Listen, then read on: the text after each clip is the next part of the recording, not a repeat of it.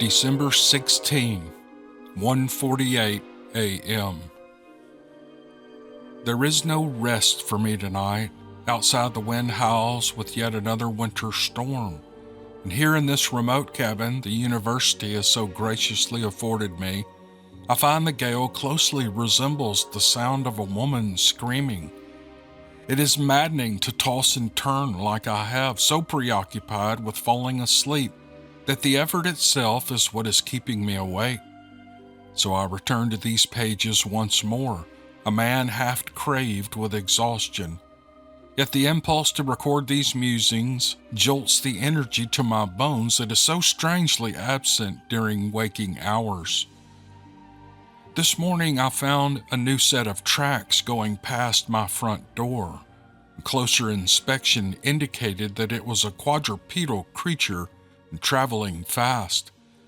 I couldn't help but wonder if the animal had survived the night. This wilderness was like none other I have studied before, it's being so barren and cold and dark. To my knowledge, the only predators out there are bears and wolves, the former of which should be hibernating. Photos were taken, observations noted and uploaded accordingly. My venture into the surrounding woods had been fruitful as well. The subtle signs of life had whispered all around me, bracing themselves for the coming storm. The piney branches reached heavenward, gathering what sunlight they could. The bark of the aspen, stripped repeatedly by what was likely a herd of deer, the shrill call of a hawk encircling patiently as it sought out its dinner. The wonder of nature, even in the dead of winter. It seems the cold never truly sleeps. My own dinner had been a heated can of chili and several pieces of French bread smothered in butter. The supplies come every 2 weeks, and I'm learning how to ration them without allowing the fresh produce to go to waste. I suppose in a way I should be grateful for this solitude, for this chance to study over the holiday break so that I may record and publish my findings in next semester's journal. But even so, it can get eerie at times, especially when I cannot sleep. Before making another futile attempt at slumber, I feel the need to record one puzzling aspect of today's trek, as I'm certain it will fade from my memory in time. Upon my return just before sunset, I found what looked to be initials carved into an aspen tree not more than 20 yards from my front door. Now, I'm positive it was not there when I first left. The sloppy letters resembling an M and an E were just about the size of my hand, and surely I would have noticed those when I first headed out. Either that or I was preoccupied with the journey to come that I simply passed right by it. I could see the letters when I turned to look from my front door. It was bizarre but intriguing. Perhaps I have a neighbor. December 18, 11:17 p.m. The storm lasted straight through the past 2 days, making any travel impossible. Outside my window, it has been nothing but a wash of white and the world gone quiet and blank as canvas.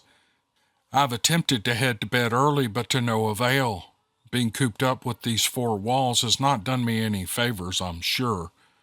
My body is restless, but my mind entirely preoccupied with my lack of progress, the halt to my work, and a single streak upon my only window. I had discovered it upon waking this morning. This must be the isolation. I've been fascinated by it all day. The window adjacent to my front door had a line drawn in the frost down its dead center, about a foot in length, as if someone had pressed their finger to the icy glass outside and swiped downward.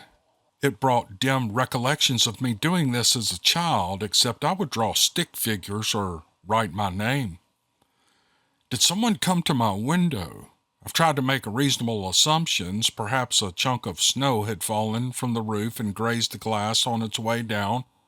Or maybe the wild wind had blown something against my window and I just hadn't noticed it.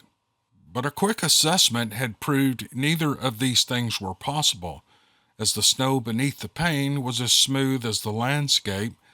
It was white, It was white. It was white.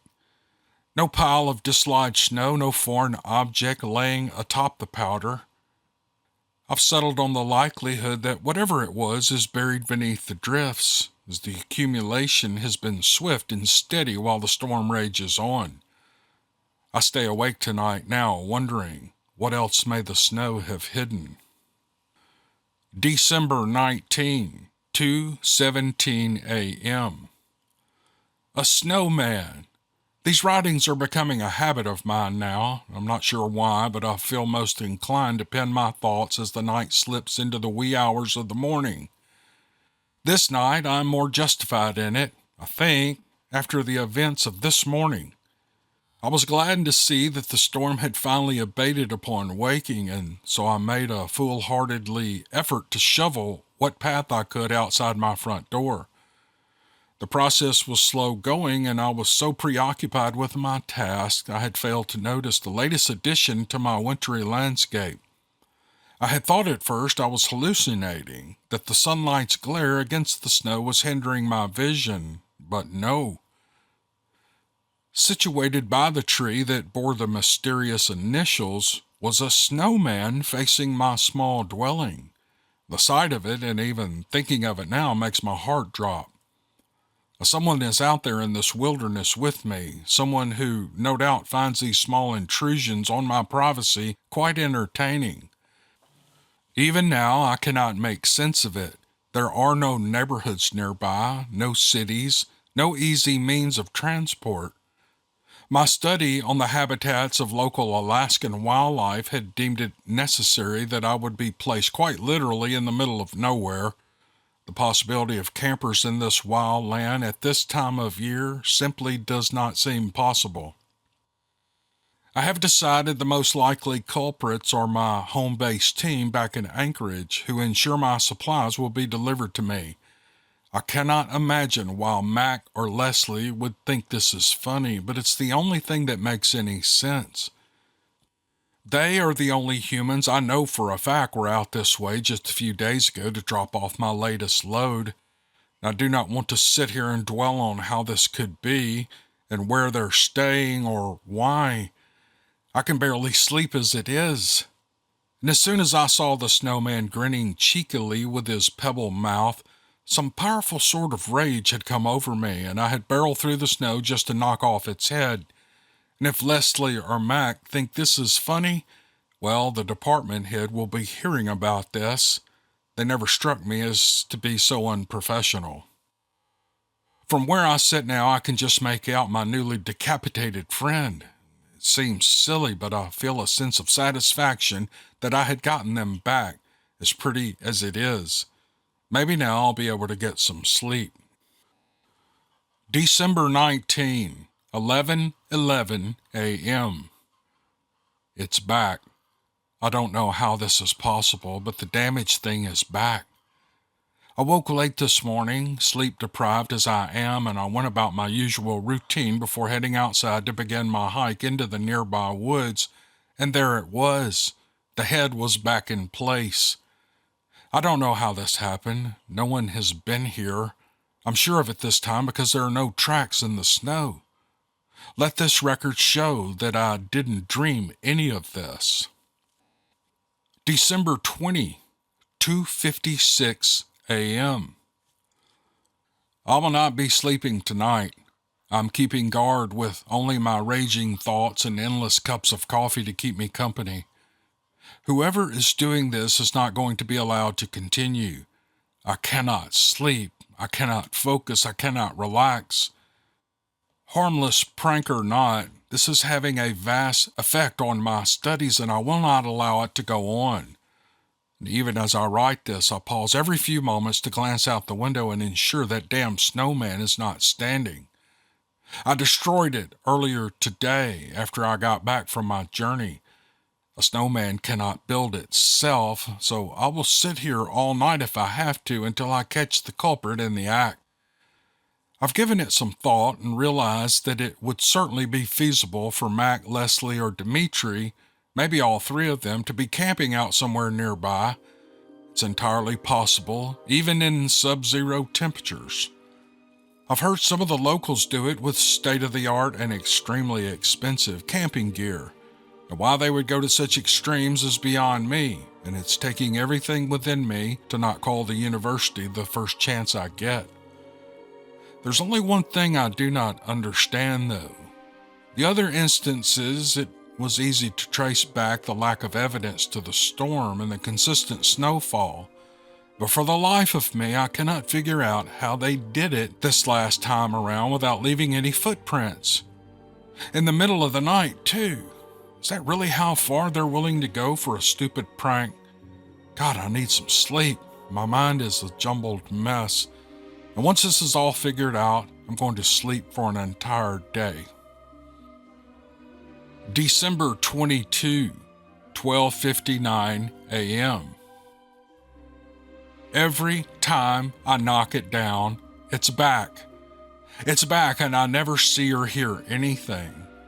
I called the university today, finally fed up, and I was informed that Leslie had been out sick for a week, and Mac was visiting family for the holidays. Dimitri was accounted for too, though I had stopped listening when they told me that. Someone is out here, someone is watching me and taunting me. The snowman stands guard no matter how many times I knock him down, so I've stopped trying. His daily resurrections have completely unnerved me, and I feel like I have to get out of here. But there's another storm coming tonight, a big one, and I'm effectively trapped for the next few days. My studies have ceased. My mind and my cabin is a mess. I do not feel safe here. This journal has become my only solace. The wind is howling once more, and earlier tonight I could do little else but stare into the darkness, the breath coiled in my throat, waiting for the door to open or the window to shatter or some ghostly apparition to appear by my bedside. I wonder now if the isolation is driving me mad, if I am somehow imagining all this. I have read up and heard of such things happening before. The cold, the dark, the solitude. These things play tricks on our primitive minds. And even in that vein, I cannot explain the fear I suddenly have. These pranks have been harmless, as unnerving as they are.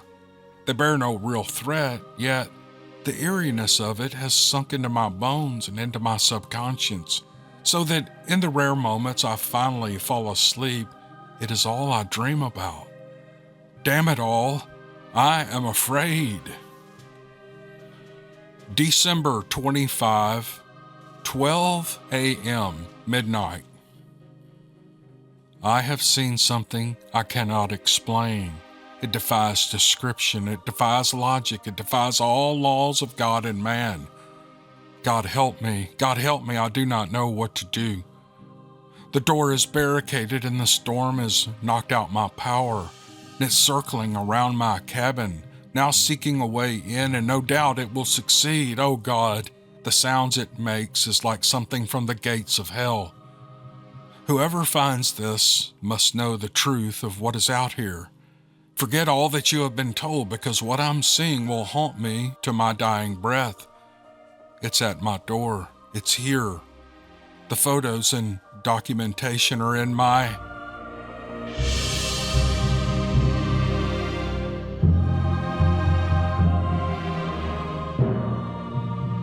The night was silent and draped in an inky darkness that swallowed the whole world outside the small security room. I sat alone, surrounded by an array of flickering screens that illuminated my face in a ghastly blue glow. The hum of surveillance equipment was the only sound in the room, its monotony broken only by the occasional creak of the building settling or the distant wail of a siren. I was the lone sentinel tasked with safeguarding the premises during the bewitching hours of the night shift. Hours had passed since I settled into my chair, and my eyes had diligently scanned the labyrinthine halls and desolate rooms of the building. Everything appeared to be as it should, empty, lifeless, and eerily quiet. But as the clock ticked deeper into the night, a sense of unease settled in the pit of my stomach. The air seemed charged with a palpable tension, as if something sinister lurked just beyond the reach of the camera lenses. I leaned forward, adjusting my seat and peering closer at one of the monitors, and in the dim light the corridor appeared to stretch endlessly, the flickering fluorescent lights casting long, ominous shadows on the walls. As my eyes darted across the screen, I saw a movement, a mere blur at the edge of the frame. My breath caught in my throat, and I focused on the camera. My heart was pounding. There, in the grainy black and white footage, was a figure. It was tall and gaunt, its features obscured by shadows. The figure moved slowly, almost purposefully, down the hallway, its gait uneven and unsettling. I squinted, trying to make out any distinguishing features, but the face remained hidden, shrouded in darkness. A shiver crept up my spine as I grabbed the radio at my side. "Central, this is security. I've got a visual on an unidentified person in corridor C. I need backup." Static crackled before the voice responded, thick with sleep. "Copy that. We're sending someone your way. Stay on the line." I nodded, my eyes never leaving the screen.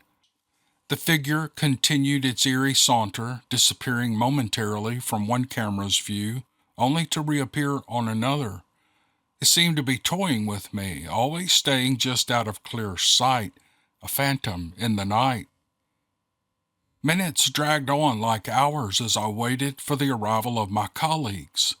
The figure persisted in its haunting stroll, growing closer to the main entrance with every passing moment. I gripped the edges of my desk, my knuckles turning white, and I watched in dread as it reached the lobby. As if sensing my gaze, the figure turned its head toward the camera, and I gasped. Its eyes, 2 points of cold blue light, glowed in the darkness, fixated on the lens as if it could see me. And I recoiled, and my heart pounding so loudly that I could hear it in my ears. "Central, it's looking at the camera," I stammered into the radio. "I need someone here now." The response was a garbled mess of static and fragmented words. Desperation clawed at me as I watched the figure approach the security room. It moved with an unnatural grace, its movements silent and deliberate. My fingers fumbled for the door lock, and I managed to secure it just as the figure reached the hallway outside. The lights flickered, casting an eerie shadow across the room, and I pressed myself against the wall, my breath shallow and rapid. I could hear its footsteps now, soft and deliberate, as it approached the door, and each step sent a chill down my spine, and I prayed that the lock would hold. The figure stopped just outside the door, and I held my breath, willing myself to be invisible.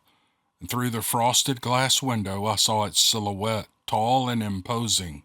Its hand reached out, fingers curling around the doorknob, and I bit down hard on my lip to stifle a scream, my entire body tensed, ready to bolt at a moment's notice.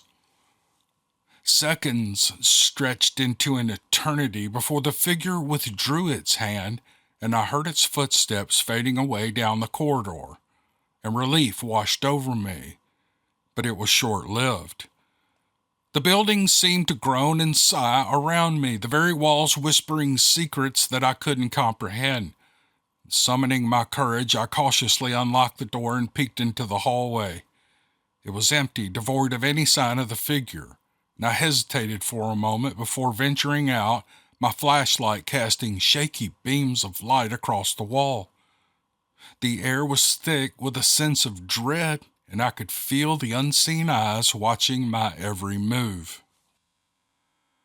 I retraced the figure's steps, my footsteps echoing in the empty corridors. Each flickering light and distant sound sent my heart racing.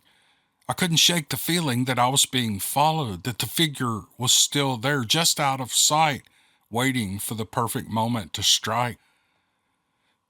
I finally reached the lobby, my eyes scanning the area for any signs of movement. The room was still, the silence broken only by the distant wail of sirens. I let out a shaky breath, and my nerves frayed to the breaking point. Whatever had been in the building with me was gone, but its presence lingered, a haunting memory etched into the very walls. I made my way back to the security room, my steps quickening with each passing moment. And as I entered, I glanced at the monitors, half expecting to see the figure staring back at me. But the screens were empty, showing only empty halls and deserted rooms. I sank into my chair, my hands trembling as I reached for the radio. "Central, this is security. I think it's gone. I don't know what it was, but it's gone now." The response was a crackle of static, and then a voice came through, tinged with concern. "Are you all right? Do you need medical assistance?" I hesitated for a moment before shaking my head, even though I felt far from all right. "No, I'm fine. Just shaken up, that's all. I'll be okay." The sun began to rise, casting a faint light through the windows and dispelling the darkness that had settled over the building. My relief was palpable, but the memory of that night would forever haunt my dreams. I had come face to face with something beyond my explanation, something that defied logic and reason. As the day shift arrived to relieve me, I gathered my belongings and made my way to the exit. The building, once familiar and comforting, now felt alien and menacing. I stepped out into the daylight, the warmth of the sun, a stark contrast to the cold grip of fear that still clung to me. I glanced back at the building one last time, my eyes drawn to the security room window, and for a brief moment, I thought I saw a flicker of movement inside, a shadowy figure standing amidst the monitors. But it was gone in an instant, leaving me to wonder if it had ever been there at all. I walked away, my footsteps quickening with every step. The world around me seemed to blur, the events of the night replaying in my mind like a nightmare. I didn't know what I had encountered, and I wasn't sure I wanted to. Some things, it seems, were better left in the darkness where they belong.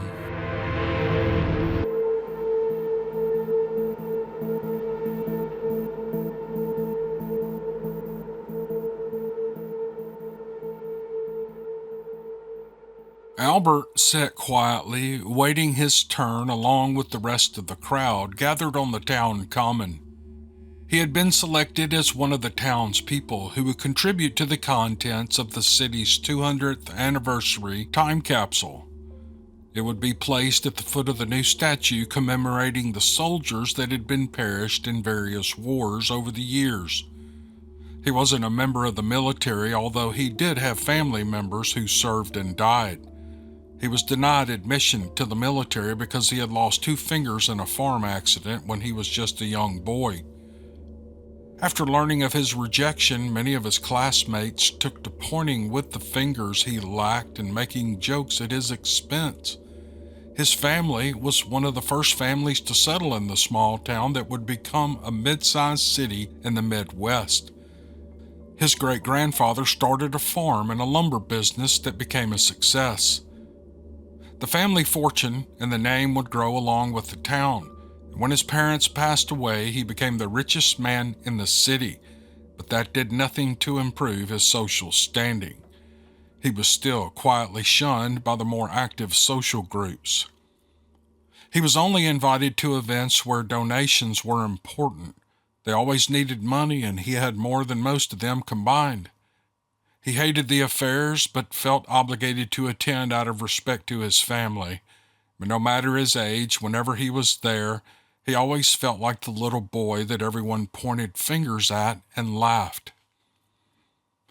Other than his family name, Albert was as forgettable as any man you would ever meet. He was short and plain and frail. He led a quiet life running a business his grandfather had started back in the early 1920s. He was happy for a few years when he met his wife. She was the only person in his life that ever truly loved him for who he was and not what he had. They married when he was 32 and she was 27. She was a social gadfly and was loved by everyone that met her. And they both wanted a family, but his wife passed away before they had children. After she passed away, he lost interest in life in general.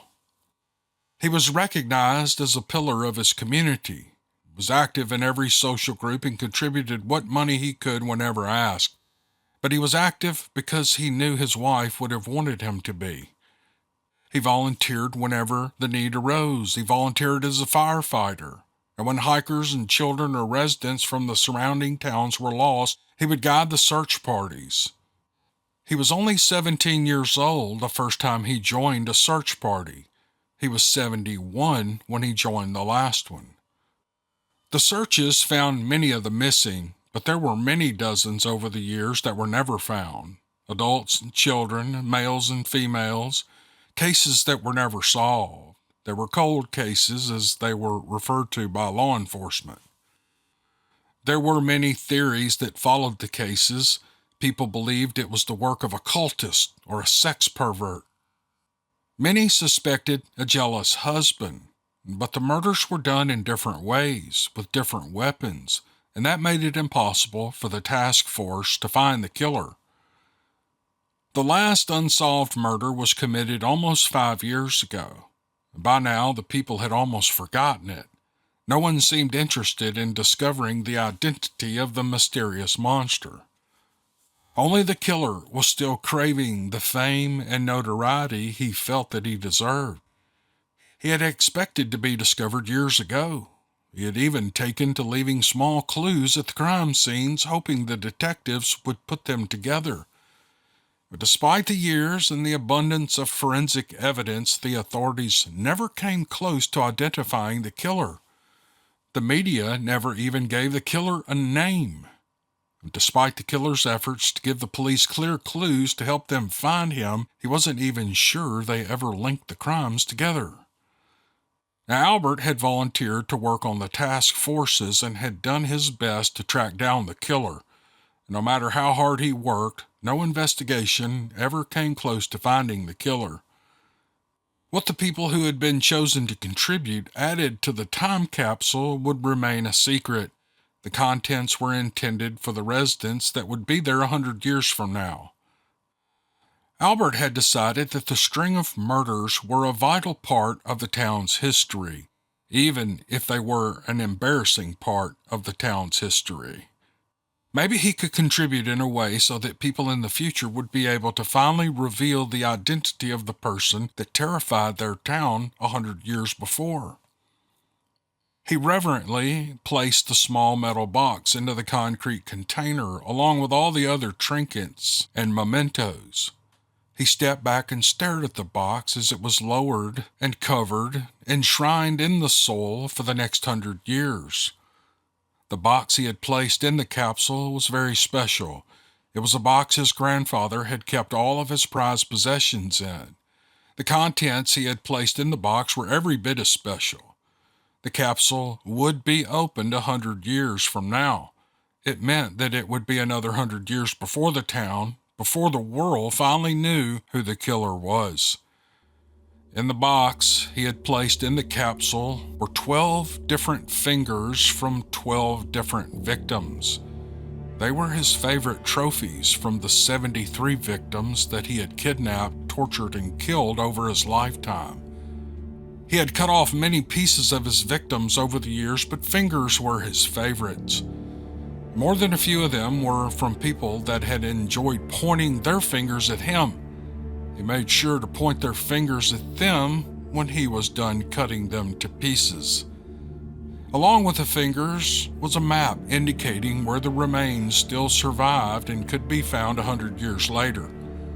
On the map was the location of the home that he'd lived in all his life and a signed confession. Maybe in some distant lifetime, he would finally get his own name in the papers.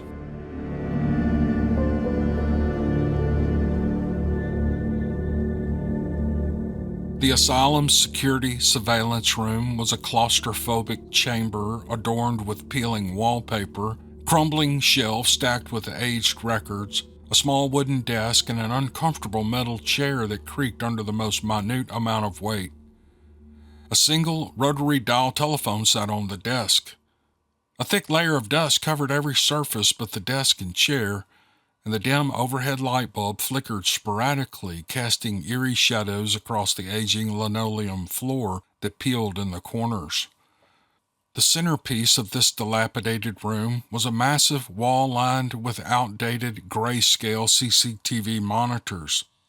Each monitor displayed a different section of the asylum, a haunting panorama of deserted hallways and medical examination rooms furnished with rusting metal beds and equipment. There were large dining areas and office spaces in various other rooms, possibly used for forms of recreation. The monitors were ancient relics of bygone eras. Their screens emitted a faint, sickly glow that seemed to exaggerate the shadows lurking in the corners of the rooms. The images displayed were grainy and distorted and pixelated. A small handwritten label accompanied each screen indicating the location of the video feed. The cameras themselves, once cutting-edge technology, were now obsolete and barely functional, occasionally losing connection for a few seconds at a time. The crackling audio of static from the occasional disconnected video feeds added to the eerie ambience. It was as if the very essence of the asylum had seeped into the wires and circuits, imbuing an unsettling presence into the surveillance system. James was 2 hours into his new job and already regretting accepting the position. As a college dropout, struggling to make ends meet, the job posting for a part-time security surveillance officer with great pay was almost too good to be true. There were no certifications or education required to apply, and the agency didn't even require any previous experience. The pay was nearly double the current minimum wage, and the only downside to the posting had been the hours, from 9 p.m. until 5 a.m. James was surprised to find that he was the only one to accept the position following the interview. Unwilling to let such a good-paying opportunity pass, he agreed to all the terms he was presented during his interview and had no follow-up questions of his own when asked. As such, he was hired on the spot and given the time and the address of his first shift. Looking back, James realized he should have asked at least a few questions, such as where he would be working and why no one else had accepted the position following the interview. This sanitarium was built in the 1920s and was nestled deep within the forest of the Pacific Northwest. The nearest city, taking at least an hour and a half by car, was Portland, Oregon, and the hospital consisted of 3 separate buildings. The central 4-story building contained the medical rooms, the recreational suites, and other administrative offices. Each 2-story wing building housed bedrooms with minimal furniture, a dining hall complete with rows of tables and chairs, and basements with locked holding rooms. Only the hallway leading to the doors for the holding rooms contained a camera in each basement. Every room in the sanitarium still contained original furniture from the time it was abandoned, as if all inhabitants simply left for the day and never returned. Vacated in the late 1950s, the entire property was left untouched for nearly 7 decades. Courtyards, fields, and small farming patches were overgrown, nearly reclaimed by the forest whose land it was built upon. And despite the impending vegetation, the buildings themselves were surprisingly in good condition, despite the rust and the mold and the rotting surfaces. Upon relieving the daytime officer at 9 o'clock, a gangly old man who provided no explanation of his duties other than to not fall asleep, James settled in for the night. The metal chair behind the desk protested against his weight, and he made a mental note to bring a cushion for his next shift. Figuring he would need help staying awake and being kept from boredom, James brought a backpack stocked with snacks and energy drinks, his handheld gaming console, and a few books his sister had lent him. He had wondered if he would get in trouble for playing games or reading while on duty, but how hard could watching screens of empty rooms be? Surely he would get in more trouble for falling asleep rather than being partially distracted. Gazing between the monitors on the wall before him, a sense of unease settled deep within his gut. The screens were grainy and out of focus, an occasional ripple in the feed giving the effect of movement and catching his attention. The wall of monitors was so wide that he had trouble viewing every screen without having to turn his head, causing the screens of the opposite side to disappear from his focus entirely. As the minutes ticked by with no changes, James relaxed and pulled his gaming console from his pack. He kept the volume low just in case and was careful to peek at the screens between each level of his game. The few games he owned that didn't require internet connection quickly lost his interest, and he glanced at the time on his cell phone. It was 10:30, an hour and a half into his shift, and he was already bored. James reached for his backpack. The scratchy sound of static caught his attention. One of the screens in the top row, which was labeled East Wing Dining Hall, showed nothing but black and gray and white interference. His heart leaping into his throat, James watched the lines dance across the screen. Less than a handful of seconds later, the feed resumed, and he was presented again with long rows of tables and chairs. He breathed a sigh of relief, and James slumped back into his chair, the metal groaning again in protest. Waiting for his heart rate to settle, James took in the creepy aspects of the dining hall, showing through the feed. Long wooden tables made up the majority of the space. Looking to be made of one solid piece of wood, James could only imagine how heavy they must be. The chairs dotted the spaces between the tables. They all pulled out and looked to have been haphazardly pushed around, a few even laying on their sides. And in the far left corner of the room, a single door stood open, leading to the hallway beyond. James' attention was fixated on the chairs. Had they been pushed out from the tables before? Racking his memory, he thought that they had been pushed in, not that he had paid any special attention to the small details. Clearing his thoughts with a shake of his head, he pulled one of his energy drinks out and popped the cap. Perhaps he just remembered wrong. James pulled out a notebook and pen and began taking notes on the condition of each room, more for his peace of mind and to pass the time than any other reason. He began taking specific notes about each room, starting with the main building. He wrote lobby, large circular desk, rows of wheelchairs neatly stacked, multiple couches and chairs, rows of gurneys against the wall. Office staff rooms, all the same, desk, chair, filing cabinet, drawers closed, door closed, medical examination rooms, all the same. The patient bed. He hadn't realized before just how uniform and orderly every room was for a mental hospital that was supposedly abandoned.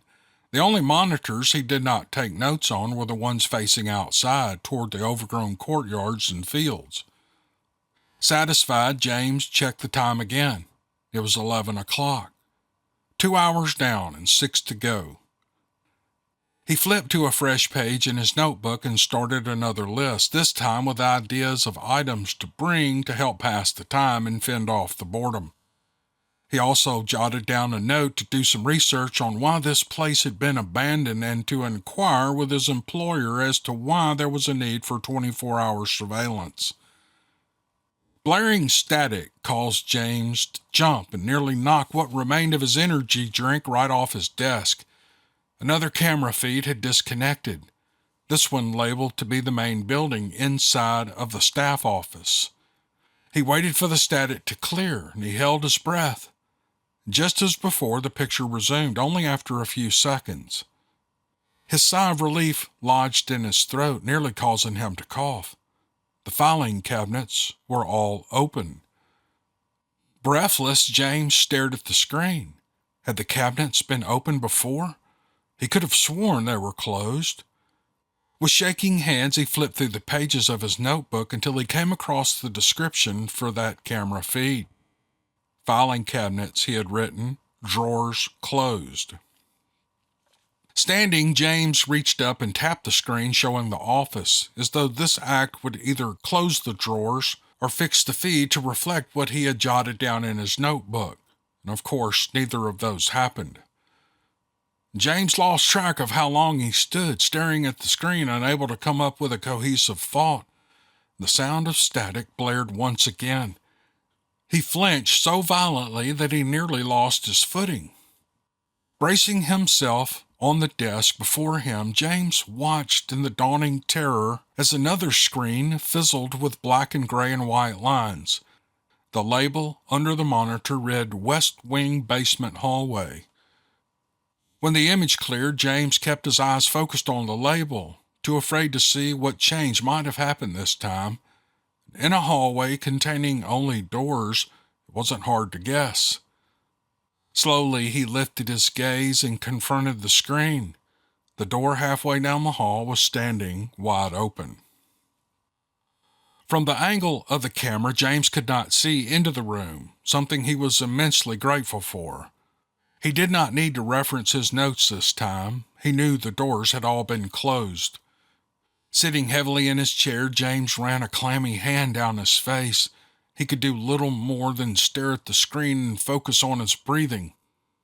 Once his panic had settled slightly, he reached for his cell phone, intending to call his employer.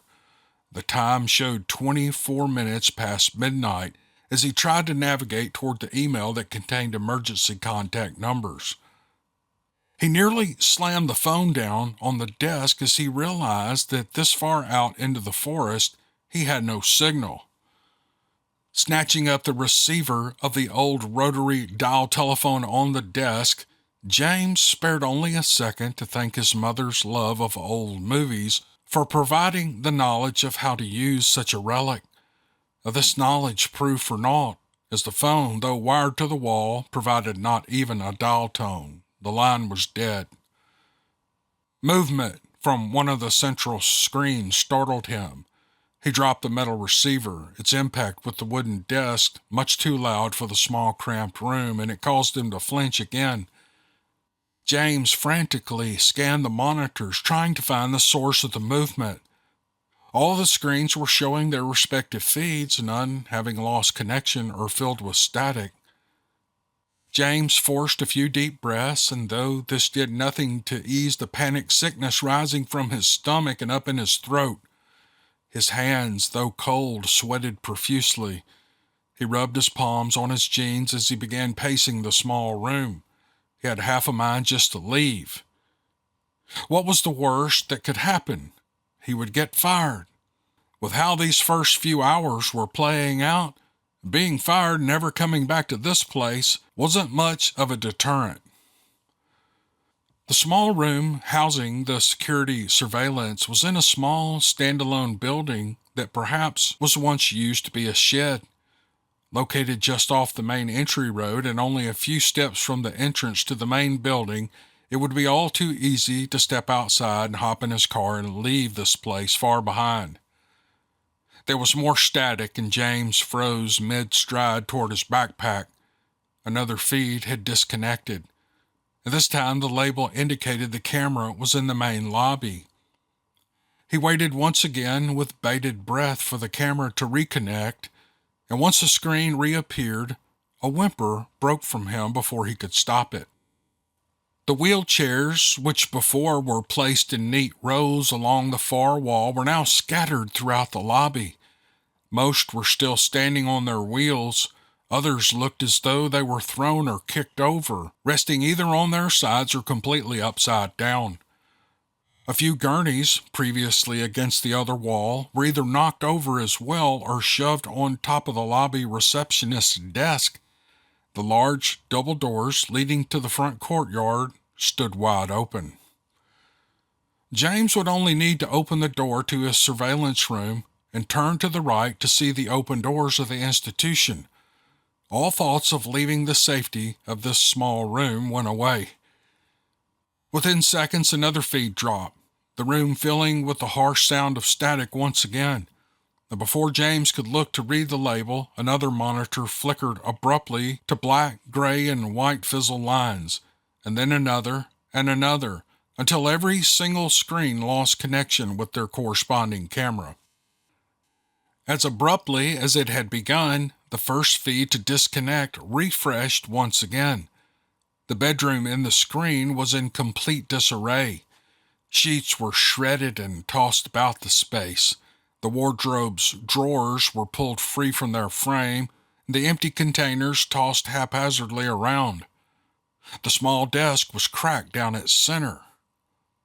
The screen jolted back to static as another feed cleared.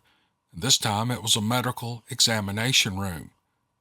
Cabinets were torn open and equipment strewn about the space, and surgical tools were embedded in the furniture and walls.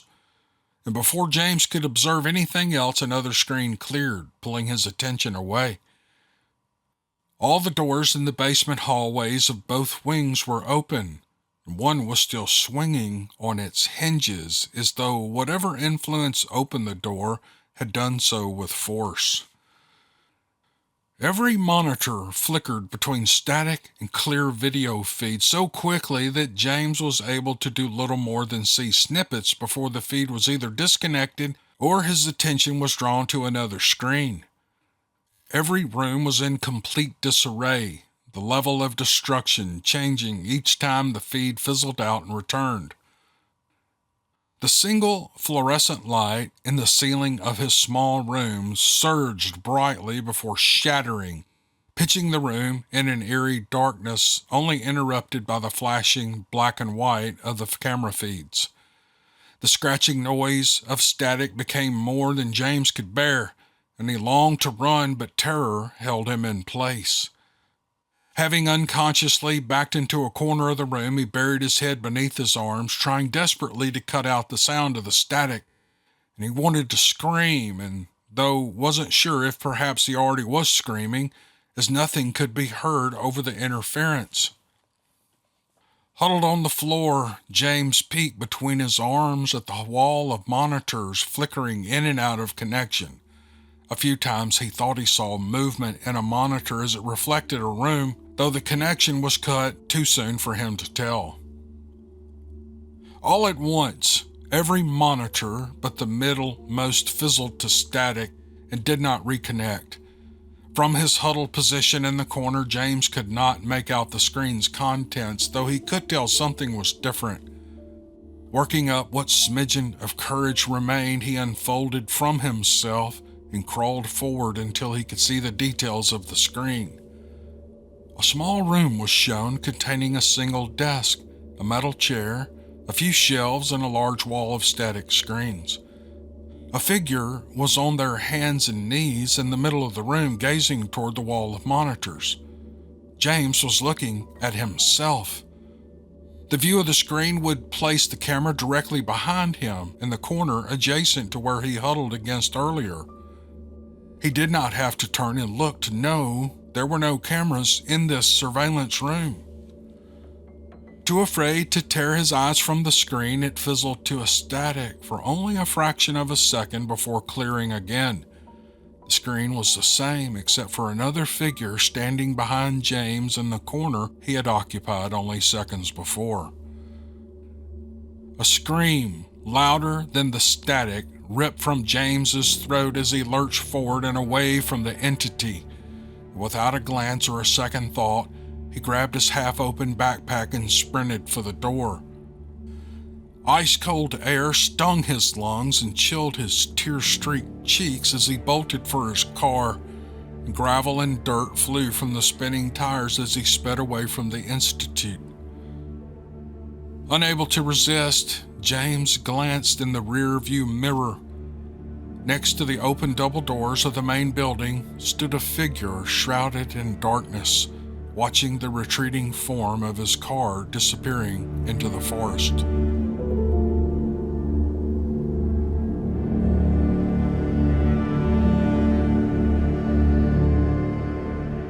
In 1997, I lived in Lafitte, Louisiana. It's a city across the river from New Orleans, where I'm from. I was 19 at the time and too young to get into the clubs, so my brother, our friends, and I would either hang out at a different local park or sometimes we'd go to each other's houses. Another place we liked to go 3 or 4 times a week was an old cemetery. It seemed fun and it was kind of creepy. Perfect for a group of teens on the verge of manhood. Lafitte, like a lot of the New Orleans area, was mostly suburban but always in close proximity to the woods. The cemetery where we hung out was right in the swamp. It was very close to Jean Lafitte National Park. One night it was just me and my brother, who was a few years younger than me, and our friend James riding around in James's car. It was something we did a lot back then. When we got bored doing that, we decided to head to the cemetery. We pulled up to the creepy old iron swing gate and James pushed it open with his car. Or maybe it was already open, I don't remember. What I do remember is that something didn't feel right that night. We pulled about 10 feet beyond the gate and we stopped the car. Cypress and oak trees loomed all around us in heavy coats of Spanish moss, and it gave the impression of them being specters with arms raised, ready to pounce. We all looked around us in silence, and I wasn't the only one experiencing the oppressive atmosphere. The cemetery sat on the edge of a canal surrounded by miles of woods. On other occasions, we would get out of the car and hang out in the peace and quiet of the night. Sometimes we'd go for walks by the water or maybe do the kinds of stupid things teenagers do, but we didn't that night. As we all silently stared out the windows, a feeling of dread fell over us. Something out there was menacing and it wanted to kill us. I felt like a rabbit in a field being watched by a hunter through his scope. It's easy to dismiss our experience as 3 teenagers getting creeped out by a cemetery, but this was different. I've never felt anything like that before or since. Not in any other cemetery, not even when I've camped out in the woods for weeks at a time. There was a presence in that graveyard, and it wanted to hurt us. We sat there for a couple of minutes before James says, "I'll tell you what, we're going to turn around and we're going to get our happy backsides out of here." We were back on the road in a matter of minutes and we didn't look back. I don't know what was in the cemetery that night. Being of strong religious beliefs, I've always attributed it to something demonic. I still think that is most likely the answer. But lately, after listening to a lot of your stories, I'm beginning to wonder, could it have been something else?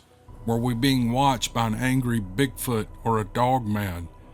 No matter how many times I've tried to tell people about that night, I've never been able to come up with the right words to describe how threatened we all felt. And no matter how many times I've been in the woods, both before and after that night, the one place I know I'll never go again is anywhere near that cemetery. Something lives there, and it doesn't like visitors.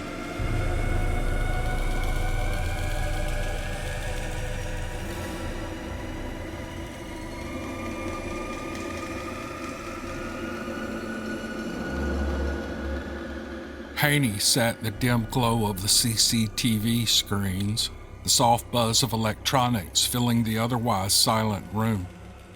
As the security guard for a remote government research facility, his nights were typically uneventful. But Haney didn't mind the solitude. After serving as a Cav scout at Fort Bragg and being accustomed to high-pressure situations, the quiet monotony was almost therapeutic. His eyes, sharp and observant, moved from screen to screen, ensuring that all was well within the facility's sprawling compound.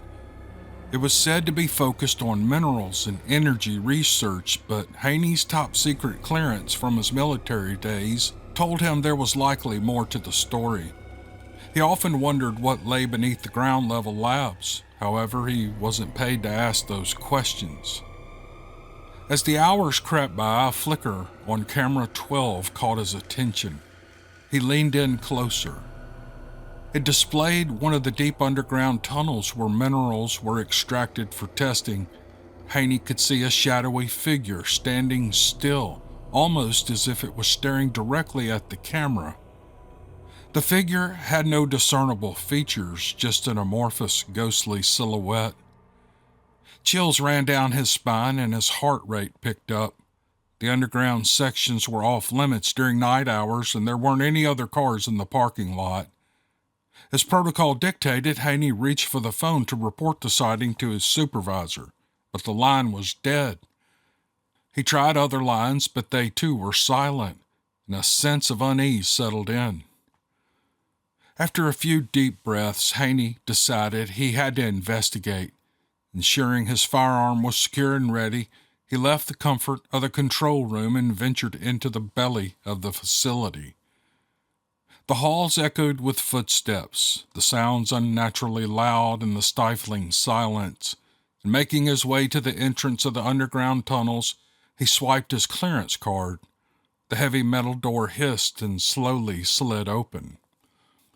Cold air met him as he began his descent, the temperature dropping with each step.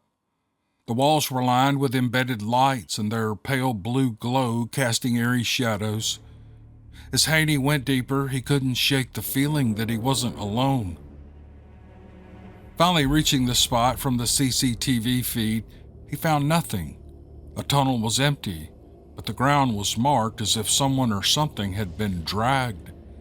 Haney's instincts told him to be on high alert. Suddenly a sound echoed through the tunnel, a faint whisper, unintelligible, but undeniably human. It seemed to come from farther down the tunnel. Haney followed, every sense heightened. The tunnel opened up into a cavernous chamber filled with large crystalline structures. They pulsed with a soft light, and in the center of the room stood the shadowy figure, its form more defined now. It seemed to be absorbing energy from one of the crystals. Haney gripped his firearm and stepped closer, and the figure turned, and its face, though still indistinct, seemed to be twisted in pain, or maybe sorrow. Then it spoke, its voice echoing through the chamber. "Help me." The plea took Haney aback. This wasn't a threat, it was a lost soul. But how? Why? His training had prepared him for combat, for threats, but not for this. The figure moved closer, its form being clearer. It was a man, or at least it had been at some point. "The energy, it trapped me. I'm neither here nor there." Haney, realizing that the crystals might hold some power, approached one and touched it. The room pulsed and the figure let out a cry, beginning to dissipate before Haney's eyes. With one last look of gratitude, it vanished completely. Breathing heavy, Haney backed out of the chamber, the reality of what he had just witnessed weighing heavily on his mind. He needed to get out, to report this, to make sure that no one else would suffer the same fate, so he raced back through the tunnels. Every shadow made Haney's heart leap into his throat. He tried to shake off the eerie sensation that clung to him, but the image of the tormented figure was etched into his mind. The corridor lights, which previously provided a comforting guide, now seemed to flicker and dim, as if the energy from the chamber was influencing the entire facility. Upon reaching the security room, Haney instinctively reached for the communications console, desperate to report the night's events. As he was about to dial out, a sudden, blinding burst of energy emanated from the CCTV monitors, forcing him to shield his eyes. The room's electronics buzzed angrily, and then all the screens went black. When the surge subsided, Haney hesitantly approached the console. He attempted to pull up the footage from camera 12, but the system resisted. After several failed attempts, a chilling realization set in. The energy blast had wiped out all the recordings from the night, and every trace of the shadowy figure, the pulsating crystals, were all gone. Feeling a mix of frustration and disbelief, he tried to restart the system, and the screens flickered to life one by one, but they now only displayed the mundane visuals of an ordinary research facility. The underground tunnel, once a source of eerie mystery, appeared undisturbed.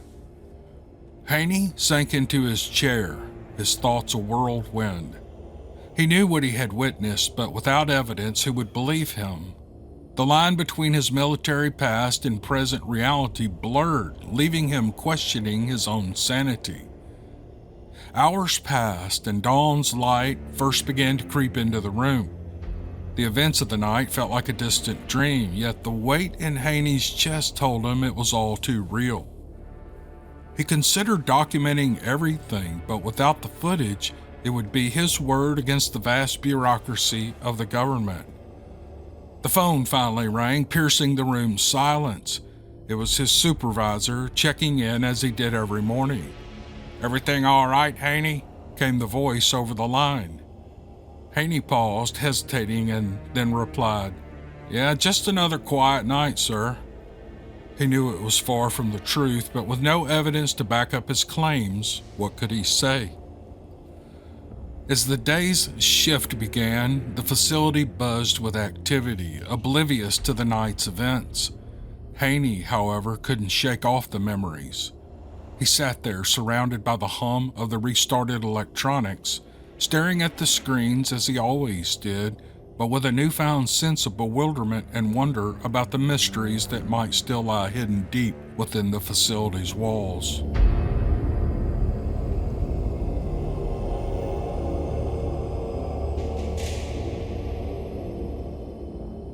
In a forgotten corner of a small, decrepit town nestled deep in the Appalachian Mountains, a sinister legend whispered through the shadows. The townsfolk rarely spoke of it openly, but every man, woman, and child knew the story of the Devil's Bargain. It was said that once in a generation, a desperate soul can make a deal with the devil himself, but the price was steep, and the consequences were dire. For Thomas Barrett, a once prosperous businessman who had fallen on hard times, desperation had become his daily companion. His family was teetering on the brink of destitution, and his business was crumbling faster than the decaying timbers in his ancestral home. The mounting debts and the relentless creditors had driven him to the brink of madness. On a moonless night, as the winds howled like tormented spirits and rain pelted the world outside, Thomas found himself sitting alone at his creaking oak desk. He stared at a stack of unpaid bills and felt a gnawing emptiness in his chest, and it was then that he remembered the ancient legend passed down through generations. A spark of desperation flared within him, and he resolved to make the devil's bargain. With trembling hands, he scrawled a letter to the devil, addressing it to a certain cave that stood sentinel at the edge of the town. The cave, known as Devil's Hollow, was a place few dared to approach, for it was said to be a gateway to the underworld. Thomas sealed the letter with wax and placed it on his doorstep. As the clock struck midnight, he watched the letter vanish into the darkness, seemingly carried away by an unseen hand. Days turned into weeks, and Thomas's despair deepened. The creditors grew more relentless, and the wolf of hunger loomed closer to his family's door. Just when he thought all hope was lost, a chilling presence filled his room one night. He could feel eyes upon him, eyes colder and more malevolent than any he had ever known. And then a voice, like a rustle of autumn leaves on a tombstone, whispered in his ear, "Thomas Barrett, I've heard your plea." Turning, he beheld a figure draped in shadows, its eyes blazing like twin embers in the darkness. It was the devil himself, come to collect his due. "Who are you?" Thomas stammered, his voice quaking with fear. "I'm the one you sought," the devil replied. "You asked me for help, and I've come to offer it. But remember, Thomas Barrett, nothing in this world is free." With those ominous words, the devil laid out the terms of their agreement, and in exchange for Thomas's soul, the devil would grant him immense wealth, success beyond his wildest dreams, and the power to control the minds of those around him. The catch was that he would have to carry out a task for the devil when called upon, and there would be no questions asked. Thomas desperate and consumed by greed, agreed to the devil's terms. A chilling contract, written in blood, appeared before him, and he affixed his signature with trembling hands. In an instant, the contract vanished, and the devil disappeared into the shadows. True to his word, Thomas's fortunes reversed overnight. His failing business surged with newfound life, and his family lived in opulence. He became a revered figure in the town, wielding power and influence like a king. Yet the darkness that now dwelled within him was undeniable, a constant reminder of the pact he had made. Years passed, and Thomas had nearly forgotten the devil's bargain, but on a stormy night, as he sat by the fire, a bone-chilling wind swept through his mansion. It carried with it the scent of brimstone and the echoing laughter of the devil. He knew the time had come to fulfill his end of the agreement. The devil's voice echoed in his mind, instructing him to journey to the very cave where he had first made the pact. With a heavy heart, Thomas set out, his every step weighted by dread. He knew not what the devil would demand of him, but he understood that there would be no escape. He entered the devil's hollow. The cave's eerie glow bathed him in an otherworldly light. At its heart, he found a desolate altar upon which lay a single white rose untouched by the ravages of time, and the devil materialized beside the altar, his presence more formidable than ever. "Thomas Barrett," the devil hissed, "I have come to collect." "What do you want?" Thomas pleaded, his voice a mere whisper. The devil's eyes bored into him, and a wicked grin twisted his lips. "Your daughter, Emily." Thomas recoiled in horror. "No, not my daughter. She is innocent. She knows nothing of our pact." "That is precisely why I want her," the devil replied.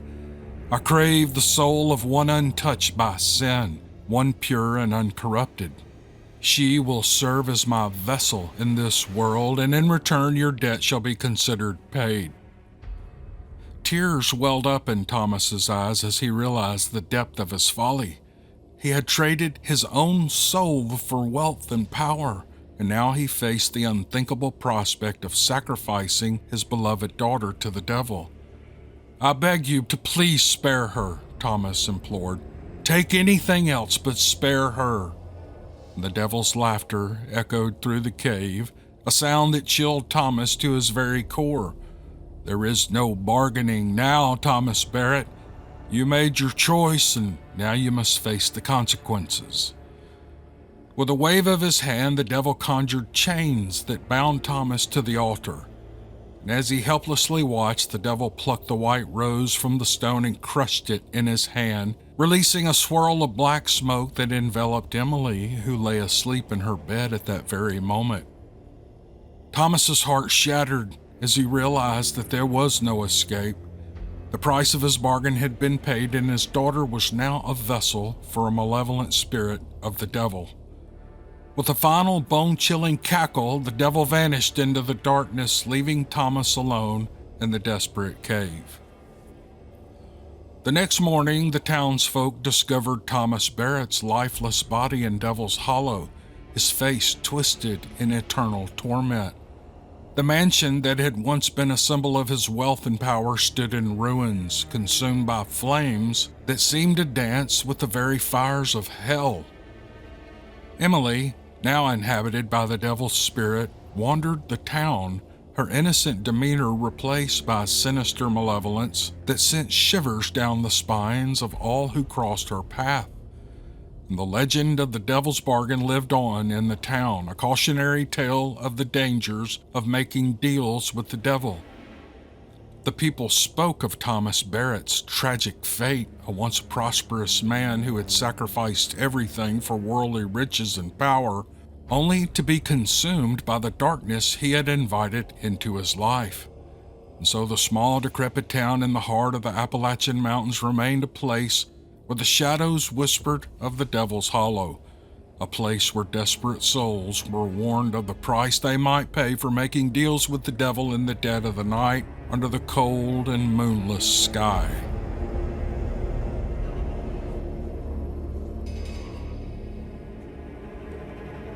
All right, this is Cam Buckner. I appreciate you listening to this podcast. If you enjoyed it, you could follow me on Apple Podcasts, Spotify, Stitcher, iHeart, any podcast app. Also on YouTube, we have a channel called Dixiecryptid. On the podcast network, it's called the What If It's True podcast.